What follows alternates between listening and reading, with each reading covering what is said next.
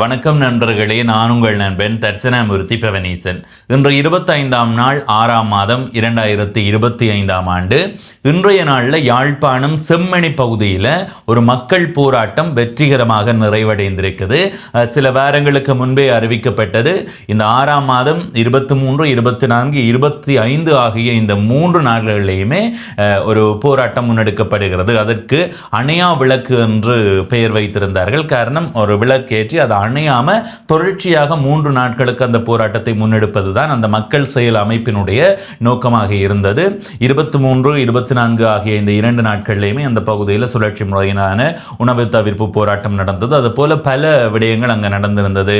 ஆவணப்படம் காட்சிப்படுத்தப்பட்டிருந்தது. அதுபோல பலர் தங்களுடைய பிள்ளைகளை தொலைத்தவர்களாக இருக்கட்டும். அதுபோல் அந்த போராட்டத்தில் செம்மணி பகுதியில் அல்லது இந்த எங்களுடைய தமிழர்களினுடைய வரலாற்றில் பாதிக்கப்பட்டவர்கள் எல்லாம் தங்களுடைய குரலை அங்கு எழுப்பி இருந்தார்கள். அந்த 2 நாட்கள்லையுமே இன்று 25ஆவது நாள் இந்த போராட்டம் முன்னெடுக்கப்பட்டது. ஏற்கனவே அறிவிக்கப்பட்டதை போல ஐக்கிய நாடுகள் மனித உரிமைகள் ஆணையாளர் வோல்கர் ட்ரக் இன்றைய நாளில் யாழ்ப்பாணத்துக்கு வந்திருந்தார். 23ஆவது நாள் அவர் 23ஆம் நாள், அதாவது 23ஆம் தேதி இலங்கைக்கு பல இடங்களுக்கு போய் இன்று காலை வேளையில் திருகோணமலையில் இருக்கிற ஜூப்ளி மண்டபத்துக்கு முன்னால மக்கள் பேரணி ஒன்று ஏற்பாடு செய்யப்பட்டது.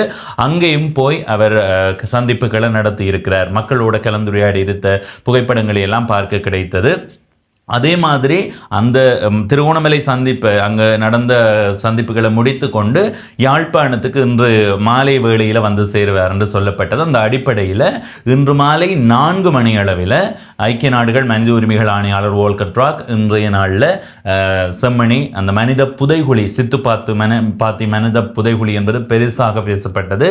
அந்த இடத்துக்கு போக வேண்டும் என்று தொடர்ச்சியாக பல தரப்புகள் கோரிக்கை விடுத்ததன் அடிப்படையில் இன்றைய நாள் அந்த சித்துப்பாத்தி மனித புதைகுழி பகுதியை போய் பார்த்திருந்தார்கள். அங்கே அது சம்பந்தப்பட்டவர்கள், அதுபோல பொது அமைப்பு சார்ந்தவர்கள், அதாவது அரசியல்வாதிகள் அப்பாற்பட்டு சிலர் போய் அங்கே அந்த விடயத்தை எடுத்து சொன்னதாக சொல்லப்படுது. அதற்கு அடுத்தபடியாக அங்கே இருந்து போராட்டம் நடந்த அந்த வளைவு பகுதி இருக்கிற இடத்துக்கு ஆணையாளரை வர வேண்டும் என்ற ஒரு கோரிக்கை விடுக்கப்பட்டது. ஆனாலும் இறுதி நேரத்தில் அங்கே வராமல் செல்றதுக்கான வாய்ப்பு இருக்கிறதா சொல்லப்பட்டு, நான் அந்த இடத்துக்கு என்னால் போக முடியல, அங்கே என்ன நடந்ததுன்னு தெரியாமல் வாய் வழியாக வார கருத்துக்களை கேட்டு என்னால் சொல்ல முடியாது. அதனால அங்கே இருந்து அவர் போறதுக்கான ஒரு முயற்சி எடுக்கப்பட்டதா சொல்லப்பட்டு, அதுக்கு பிறகு அவர் அந்த போராட்டம் நடக்கிற மக்கள் கூடியிருந்த அந்த இடத்துக்கு ஒரு வெற்றி என்றுதான் இந்த இடத்தை சொல்ல முடியும். ஆனால் இன்றைய போராட்டத்தில் பல குழப்பங்கள் நடந்தது. அந்த குழப்பங்கள் திட்டமிட்டதா இல்லையான்றது தெரியாது.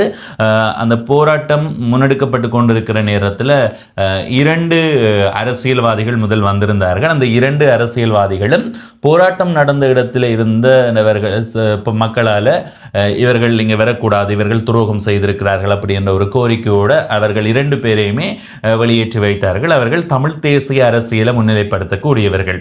அடுத்த கட்டமாக தேசிய மக்கள் சக்தி சார்பாக 2 நாடாளுமன்ற உறுப்பினர்கள் வந்திருந்தார்கள். அந்த 2 நாடாளுமன்ற உறுப்பினர்களும் மிகப்பெரிய அளவு மக்களினுடைய எதிர்ப்பை சம்பாதித்து அந்த இடத்துல இருந்து வெளியேற வேண்டும் என்று சொல்லப்பட்டது. அவர்களும் வெளியேற்றப்பட்டார்கள். அடுத்த கட்டமாக இன்னொரு தேசிய மக்கள் சக்தியினுடைய நாடாளுமன்ற உறுப்பினர் அங்கே வந்திருந்தார். அந்த நேரம் அந்த ஆணையாளர் சித்துப்பாத்தி மயான பகுதியில், அந்த புதைகுழி இருக்கிற பகுதியில் நிற்கிறார்.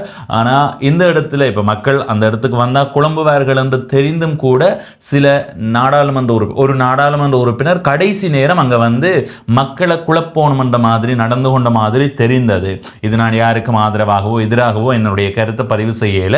நீங்க யோசிங்க, ஆரம்பத்தில் 2 தமிழ் தேசிய அரசியல் செய்யக்கூடிய 2 பேர் வந்த நேரத்தில் மக்கள் அவர்களை விரட்டி அடித்தார்கள். அந்த கட்சி சார்ந்தவர் அல்ல, கடைசியாக வந்தவர். அடுத்ததாக ஒரு தேசிய மக்கள் சக்தி சார்பாக 2 நாடாளுமன்ற உறுப்பினர்கள் வந்த நேரம் அவர்கள் மக்கள் வெளியேறுங்கள் என்று சொல்லி அவர்களை வாகனத்திலிருந்து வெளியேற்றி அனுப்பியிருந்தார்கள். எனவே அப்படி நடந்திருக்கும் போது 3ஆவதாக ஒரு நபர் நாடாளுமன்ற உறுப்பினர் அந்த இடத்துக்கு வந்தது என்பது பெரும் பரபரப்பாக பேசப்பட்டது. அந்த பகுதியில் நின்றவர்கள் எல்லாம் இல்லை, இவர் குழப்பறதுக்காகத்தான் இந்த இடத்துக்கு வந்திருக்கிறார் என்ற ரீதியில் தங்களுடைய எதிர்ப்புகளை வெளிப்படுத்தி இருந்தார்கள். ஆனால் எப்படியோ இந்த போராட்டம் சரியான முறையில் வெற்றி அளித்திருக்கிறது என்று தான் சொல்ல முடியும். மக்கள் சக்தி என்ற மக்கள் செயல் என்ற அந்த அமைப்பு அறிக்கைய ஆணையாளர்கிட்ட கொடுத்திருக்கு. அதுபோல பல பேர் அந்த விடயங்கள் தொடர்பாக எடுத்து சொன்னதாகவும் சொல்லப்படுகிறது. எனவே இந்த காணொலியை பார்க்கிற நீங்கள் இந்த போராட்டத்தினுடைய வெற்றி பற்றி உங்களுடைய கருத்தை பதிவு செய்யுங்க. என்னை பொறுத்த வரைக்கும் உண்மையிலே மக்கள் நல்ல உணர்வா நிறைய பேர் வந்திருந்தார்கள். ஆனாலும் இன்னும் அதிகமானவர்கள் ஏன் வரவில்லை என்ற ஒரு கேள்வி இருக்குது. நான் ஏற்கனவே ஒரு காணொலியில் சொன்ன மாதிரி இந்த உள்ளூராட்சி மன்ற தேர்தலில் போட்டியிட்ட வேட்பாளர்கள், அதுபோல நாடாளுமன்ற தேர்தலில் போட்டியிட்ட வேட்பாளர்கள், 6 நாடாளுமன்ற உறுப்பினர்களை தெரிவு செய்வதற்கு எத்தனை கட்சிகளாக பிரிந்து நின்று போட்டி போட்டார்கள். அப்ப அவர்கள் எல்லாம் வந்திருந்தா இன்னும் அதிகமான மக்கள் கூட்டம் அங்கே இருந்திருக்கும் என்றது என்னுடைய கருத்தாக இருக்கிறது. ஏதோ வெற்றிகரமாக மக்களினுடைய கோரிக்கைகள் சரியான முறையில் மனித உரிமைகள் ஆணையாளரிடம் கொண்டு போய் சேர்க்கப்பட்டிருக்குது.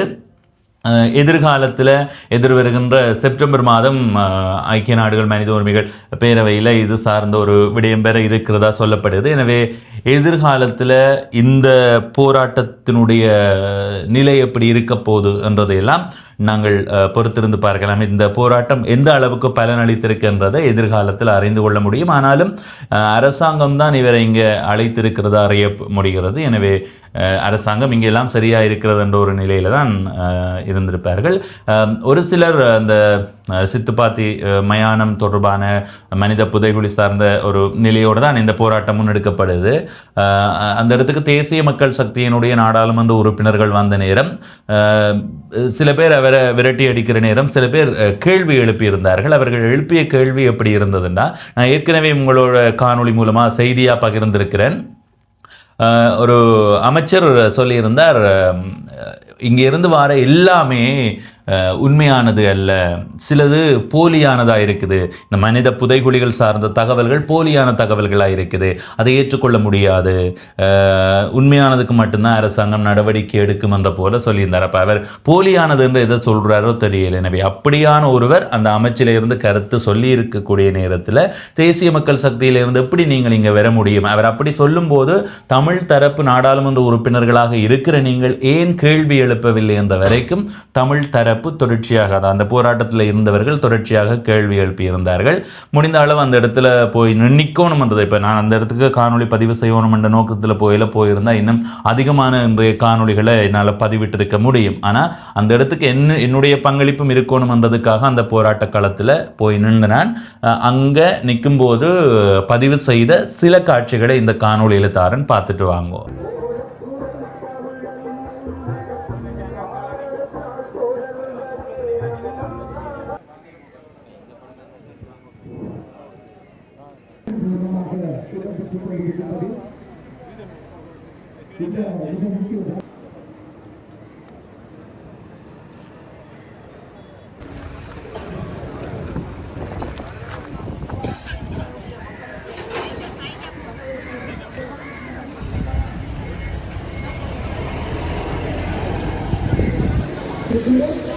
என்னுடைய சகோதரன் யாரை மாவட்ட சர்வோதய அமைப்பில் பணியாற்றிக் கொண்டிருந்தார்.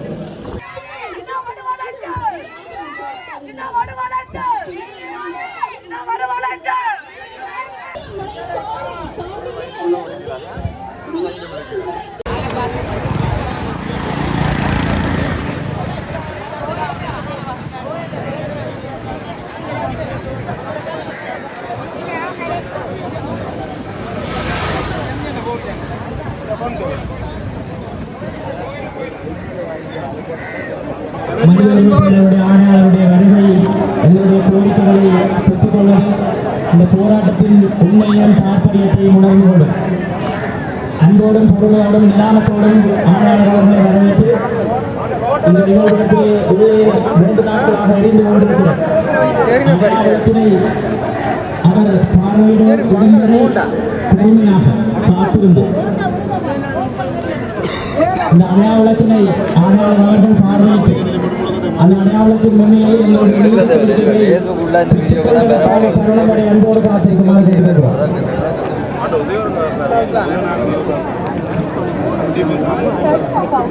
அமைதியாகவும் பொறுமையுடனும் இந்த போராட்டத்திற்கான 6 கோரிக்கைகள் அடங்கிய மனுவை காணாமல் ஆக்கப்பட்டோர் சார்பில் இந்த நிகழ்வில் கலந்து கொண்டிருக்கிற தாய் ஒருவர் ஆணையாளர் அவர்களுடன்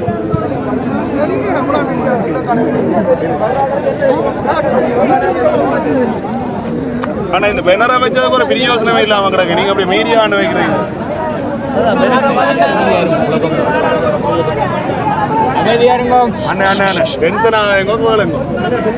அண்ணா அமைதியா இருங்க அண்ணா வந்து போட்டு அமைதியா இருங்க.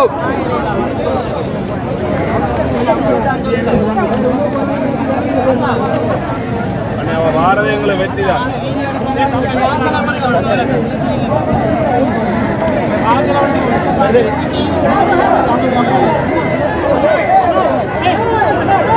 அமைதியா இருங்க.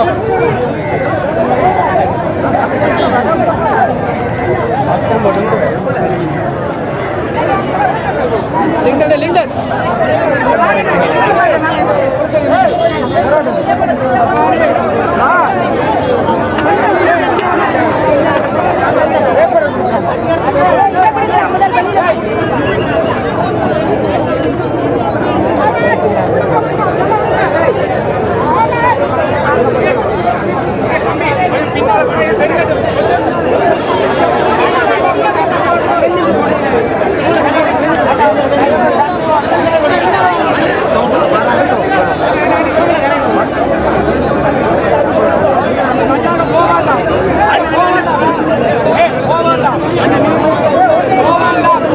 மனித உரிமைகள் ஆணையாளரிடம் கிருஷாந்தி படுகொலை தொடர்பாக எடுத்துச் சொல்லப்பட்டது. இந்த போராட்ட களத்தில் ஒரு பள்ளிக்கூட வெள்ளை சட்டையில் இரத்தக்கரை படிந்த மாதிரி ஒரு மாதிரி காட்சி உருவாக்கி வைக்கப்பட்டிருந்தது. அதை காண்பித்து கிருஷாந்தி படுகொலையில் என்ன நடந்தது என்பதை விவரித்திருந்தார்கள்.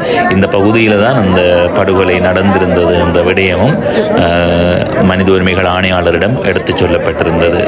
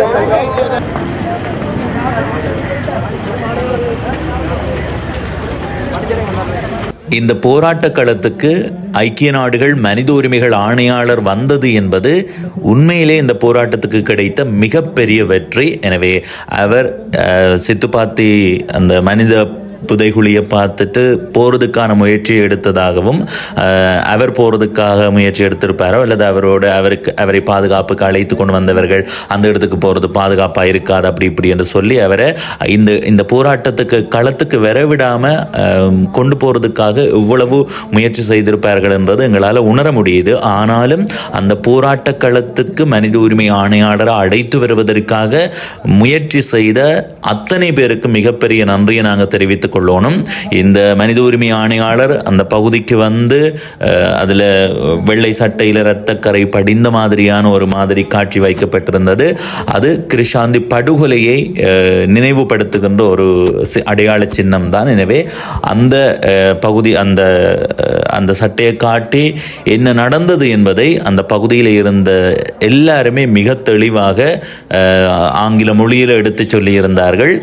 அந்த நேரத்தில் அந்த ஆணையாளருடைய முகபாவனையை பாருங்க. அவர் உணர்வு ரீதியாக உளப்பூர்வமாக அந்த பகுதியில் நின்று அவர் அந்த விடயத்தை கூர்ந்து கவனித்து கேட்டறிந்ததை பார்க்க முடிந்தது. அடுத்தது சித்துப்பாத்தி மயானத்தில் பகுதியில் இருக்கிற அந்த மனித புதைகுழி பகுதிக்கும் போயிருக்கிறார். அங்கேயும் இந்த விடயங்கள் எடுத்து சொல்லப்பட்டிருக்கும். 10 மாதத்துக்கும் குறைவான குழந்தைகளினுடைய 3 குழந்தைகளினுடைய மனித எலும்பு கூடியிருந்த விடயம் எல்லாம் எடுத்து சொல்லப்பட்டிருக்கும். அதில் எந்த விதமான சந்தேகமுமே இல்லை. எனவே இந்த போராட்ட களம் செம்மணி எங்களுடைய வரலாற்றில் ஏதோ ஒரு மாற்றத்தை உருவாக்கும் என்றதை ஓரளவு உணர முடிகிறது. ஆனாலும் எதிர்காலத்தில் என்ன நடக்கப் போகிறது என்பதை நாங்கள் பொறுத்திருந்து பார்க்கலாம். மனித உரிமைகள் ஆணையாளர் அந்த பகுதிக்கு சென்று, அதாவது தீபம் ஏற்றப்பட்டிருக்குதான் அணையா விளக்கு, அந்த பகுதிக்கு சென்று பூக்களால் அந்த இடத்தை கவனித்து பூ தூவி அதுக்கு பிறகு அந்த பகுதியில் அணையா விளக்கில் கற்பூரம் போடுறதுக்காக கற்பூரம் கொடுக்கப்பட்டது. அதையும் அங்கே போட்டு அவர் வந்து கும்பிட்டு கைகூப்பி அஞ்சலி செலுத்தி இருந்தார். உண்மையிலே இது ஒரு மிகப்பெரிய வெற்றி. இது சும்மா சொல்ல முடியாது, இது மிகப்பெரிய அளவு வெற்றி. எனவே இருவராலே இல்லை, இதற்கு பின்னாலே இருந்து இதற்கான முயற்சிகளை செய்த அத்தனை பேருக்கும் மிகப்பெரிய நன்றியை நாங்கள் தெரிவித்துக் கொள்ளணும். எதிர்காலத்தில் இந்த செம்மணி எப்படியான தாக்கத்தை ஏற்படுத்தும், மனித உரிமைகள் பேரவையில் எப்படியான சாத்தியங்களை ஏற்படுத்தும் என்பதையெல்லாம் நாங்கள் பொறுத்திருந்து பார்க்கலாம். இந்த காணொலியை நீங்கள் பார்த்துருப்பீங்கள். மிக சுருக்கமாக தான் தந்திருக்கிறேன். நிறைய காட்சிகள், நிறைய சம்பவங்களை நேரடியாக என்னுடைய கண்ணால் பார்க்க முடிஞ்சது. அதை காணொலியில் நான் பதிவு செய்யலை. எதுவோ நடந்து முடிந்தது. இன்றைய நாளில் இந்த காணொலியை பார்த்து நீங்கள் உங்களுடைய கருத்தை பதிவு செய்யுங்கோ. நன்றி, வணக்கம்.